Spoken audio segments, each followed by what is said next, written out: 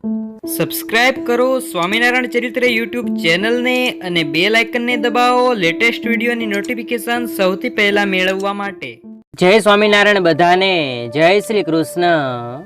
તારીખ 29મી માર્ચ 2026 અને રવિવારના રોજ ચૈત્ર સુધી કામદા એકાદશી ઉપવાસ છે. બ્રહ્મ હત્યા વગેરે પાપોનો નાશ કરનારી તથા પિશાચપણાને મટાડનારી આ કામદા એકાદશીની કથા આપણે સાંભળીએ. જંગમ અને સ્થાવર સહિત 3 લોકને વિશે આ કામદા એકાદશીથી અતિ ઉત્તમ વ્રત કોઈ પણ નથી. આ કામદા એકાદશીના ભણવાથી, શીખવા સાંભળવાથી વાજપેયી યજ્ઞનું ફળ પ્રાપ્ત થાય છે. પુંડરીક નાગના શ્રાપથી લલિત ગાંધર્વને જે ભયાનક સજા મળેલી એ વાત આ એકાદશીની વ્રત કથા છે. કાર્યક્ષેત્રમાં આવતા અવરોધોને દૂર કરવા માટે સાધકે કામદા એકાદશીને દિવસે ભગવાન વિષ્ણુને ઓછામાં ઓછા 11 પીળા રંગના ફૂલ અર્પણ કરવા જોઈએ.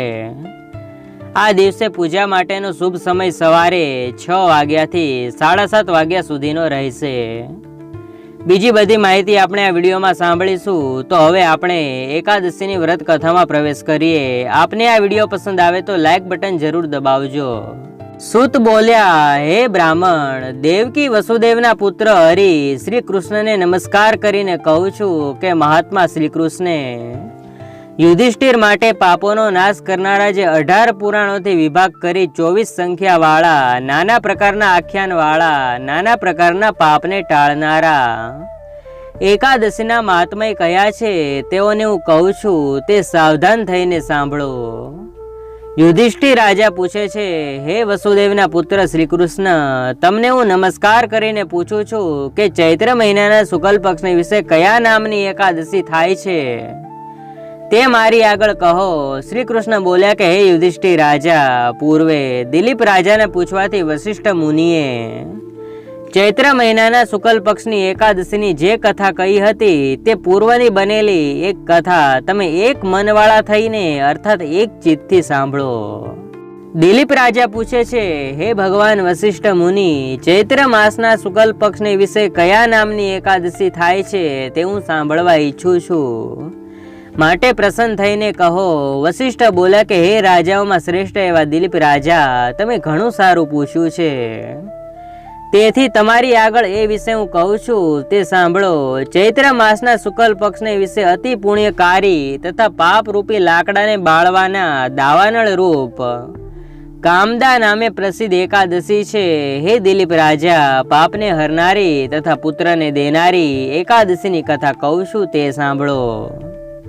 પૂર્વે સુવર્ણ અને રત્નોથી શોભાયમાન મનોહર ભોગીપુરને વિશે ઉત્તમ એવી લલિતા અપ્સરા અને લલિત ગંધર્વ આ બંને સ્ત્રી પુરુષ પ્રીતિ બંધાવાને લીધે કામથી પીડાવા લાગ્યા. તેથી હંમેશા ધન ધાન્ય વાળા પોતાના રમણીય ઘરમાં તેઓ રમતા હતા.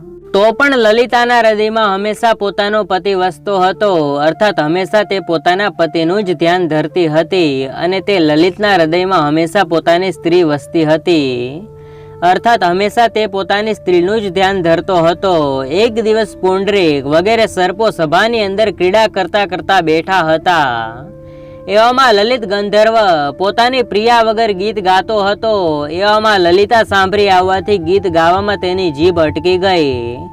એ રીતે લલિત ગંધર્વ ગાવાની અંદર અટકવા લાગ્યો. ત્યારે તેના મનનો ભાવ જાણીને નાગોમાં શ્રેષ્ઠ એવા કર્કોટક નામના ઉત્તમ નાગે તે લલિતના ગાવાની અંદર તેને અટકાતો જાણીને તે લલિતની ભૂલ પુંડરીક નાગને જણાવી. તે સમયે ક્રોધ ચડવાને લીધે લાલચોળ નેત્રવાળા પુંડરીક નાગે ક્યામ વ્યાપવાથી આતુર મનવાળા લલિતને શાપ આપ્યો કે હે દુષ્ટ બુદ્ધિવાળા લલિત, મારી આગળ ગાયન ગાતી વખતે જે કારણથી તું સ્ત્રીને વશ થયો છે તે કારણ માટે તું માંસ તથા મનુષ્યને ખાનારો રાક્ષસ થા. હે રાજાઓના ઇન્દ્ર દિલીપ, એવા તે પુંડરીક નાગના વચનથી તે લલિત ભયંકર મુખ વાળો, કદરૂપી આંખો વાળો તથા દેખવા માત્રમાં જ ભય પેદા કરનાર રાક્ષસ રૂપે થયો. હે રાજાઓના ઇન્દ્ર દિલીપ, તે વખતે 1 યોજન વિસ્તાર વાળા હાથ વાળો, ગુફાના સરખા મુખ વાળો, ચંદ્ર લાલચોળ નેત્ર વાળો, પર્વતના સરખી ડોક વાળો, મોટા ભોંયરા સરખા નાકના છિદ્ર વાળો અડધા યોજનના હોઠવાળો અને 60 યોજન ઊંચા શરીરવાળો રાક્ષસ તે થયો. કર્મના ફળને ભોગવનારો તે લલિત ગંધર્વ એવી રીતનો રાક્ષસ થયો. ત્યારે પોતાના પતિને વિકારવાળી ભયંકર આકૃતિવાળો જોવાને લીધે મોટા દુઃખથી પીડા પામતી એવી તે લલિતા ચિંતા કરવા લાગી કે મારો પતિ સાપે કરીને પીડાય છે, તેથી હું શું કરું અને ક્યાં જાઉં. એ રીતે મનની અંદર વિચાર કરવાને લીધે સુખ ન મળવાથી લલિતા પણ પતિની સાથે ઘાટા વનમાં ફરવા લાગી. દુઃખે કરીને જઈ શકાય એવા વનની અંદર નિર્દય, પાપમાં પ્રીતિવાળો, ખરાબ રૂપવાળો, પુરુષોને ખાનારો અને ઈચ્છા પ્રમાણે રૂપને ધારણ કરનારો તે રાક્ષસ ભમતો હતો. એ રીતે તે રાક્ષસ તડકાને લીધે પીડાવાથી દિવસ તથા રાત્રે સુખ પામતો નથી. તેથી રાત્રિ દિવસ દુઃખી થતા પતિને જોઈને લલિતા અપ્સરા પણ અતિ દુઃખી થઈ. એ રીતે ઘાટા વનને વિશે તેની સાથે ફરતી એવી તે લલિતા રડવા માંડી અને કેટલેક દાડે ઘણા આશ્ચર્યવાળા વિંધ્ય પર્વતના શિખર ઉપર ગઈ. ત્યાં ઋષ્યશૃંગ મુનિના ઉત્તમ આશ્રમને જોવાથી તે લલિતા જલ્દીથી તે આશ્રમની અંદર બેઠેલા ઋષ્યશૃંગ પાસે ગઈ. વિનયથી નમીને ઊભી રહી. એ રીતે તે લલિતા અપ્સરાને નમેલી જોઈને ઋષ્યશૃંગ બોલ્યા કે હે સુંદરી, તમે કોણ છો અને તમે અહીંયા શા સારું આવ્યા છો? તે મારી આગળ સાચે સાચું કહો. લલિતા અપ્સરા બોલી કે હે ઋષ્યશૃંગ મુનિ, હું મહાત્મા એવા વીર ધનવા ગંધર્વની લલિતા નામની પુત્રી છું અને અહીં પતિના કાજે આવેલી છું. હે મહામુનિ, મારા પતિ સાપના દોષથી અર્થાત સાપ દેવાયાથી ભયંકર રૂપવાળા દુરાચારી રાક્ષસ થયા છે. તેને જોવાથી મને સુખ મળતું નથી, અર્થાત તેને જોવાથી મને દુઃખ પ્રાપ્ત થાય છે.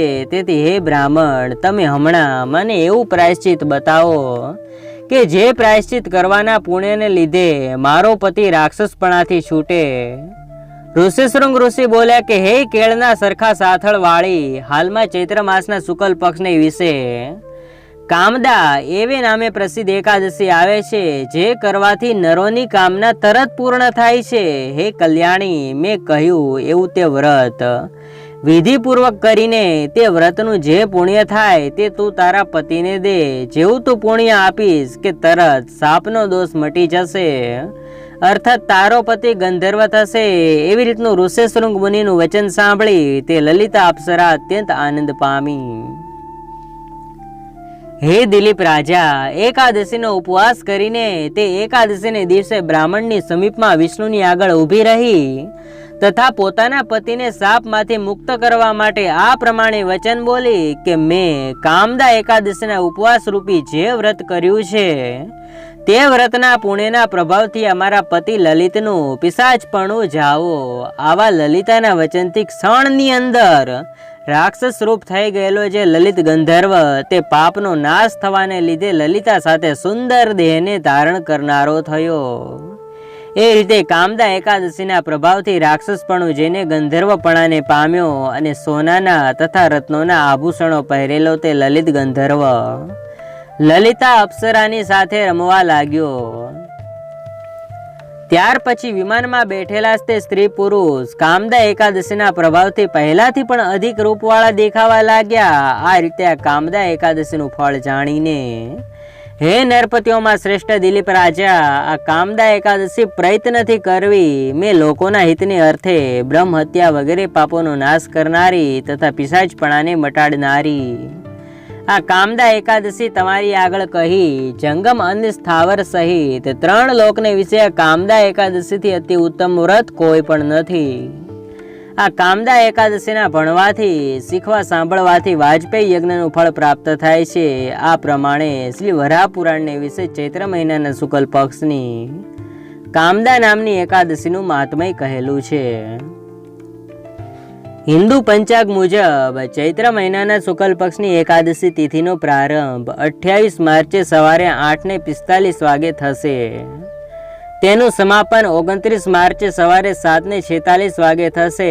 તેથી ઉદયા તિથિને ધ્યાનમાં રાખીને કામદા એકાદશીનો ઉપવાસ 29 માર્ચ રવિવારના રોજ રાખવામાં આવશે. કામદા એકાદશીને દિવસે સાધકે પ્રાતઃકાળે સૂર્યોદય પહેલા ઉઠીને સ્નાન અને ધ્યાન કરવું જોઈએ. શરીર અને મનથી પવિત્ર થયા બાદ વ્રત કરવાનો સંકલ્પ લેવો. ત્યારબાદ પૂજા ઘરમાં એક ચોકી પર પીળું કપડું પાથરીને શ્રી હરિની મૂર્તિ અથવા ફોટો સ્થાપિત કરો. પછી ગંગાજળથી આખા ઘર અને પૂજા સ્થળને પવિત્ર કરો.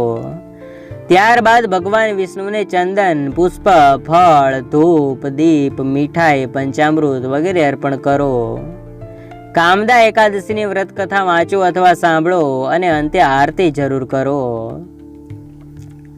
આ વ્રત નિયમપૂર્વક પૂર્ણ કર્યા બાદ બીજા દિવસે શુભ મુહૂર્તમાં પારણું કરવું એટલે કે વ્રત તોડવું. ઓમ નમો ભગવતે વાસુદેવાય મંત્રનો જાપ આ દિવસે વિશેષ ફળદાયી માનવામાં આવે છે. સવારે અને સાંજે 108 વખત અથવા પોતાની ક્ષમતા મુજબ 11, 21 અથવા 108 માળા જાપ કરી શકાય. કર્જમાંથી મુક્તિ માટેનો ઉપાય. જો તમે આર્થિક તંગી અથવા કર્જથી પરેશાન હોવ તો આ દિવસે તુલસી પાસે બેસીને વિષ્ણુ સહસ્ત્ર નામનો પાઠ કરો. સાથે ઓમ વિષ્ણવે નમઃ મંત્રનો 108 વખત જાપ કરો. સાંજે તુલસીના છોડ નીચે દીવો પ્રગટાવો. આથી ધીમે ધીમે આર્થિક સમસ્યાઓ ઘટે છે અને ધનના માર્ગ ખુલતા જાય છે. કરિયર વિકાસ માટે ઉપાય. કામદા એકાદશીને દિવસે કરિયરમાં સફળતા માટે એક સરળ ઉપાય કરી શકાય છે. એક કલશમાં જવ ભરો અને તેમાં કેરીના પાન મૂકો. તેના ઉપર દીવો પ્રગટાવો. પછી ભગવાન વિષ્ણુ અને માતા લક્ષ્મીને 11 ફળ અને ફૂલ અર્પણ કરીને સફળતાની પ્રાર્થના કરો. આથી નોકરી અને વ્યવસાયમાં પ્રગતિના યોગ બને છે. પંચામૃત અભિષેકનું મહત્વ. આ દિવસે ભગવાન વિષ્ણુનો પંચામૃત, દૂધ, દહીં, ઘી, મધ અને ખાંડથી અભિષેક કરવો ખૂબ શુભ માનવામાં આવે છે.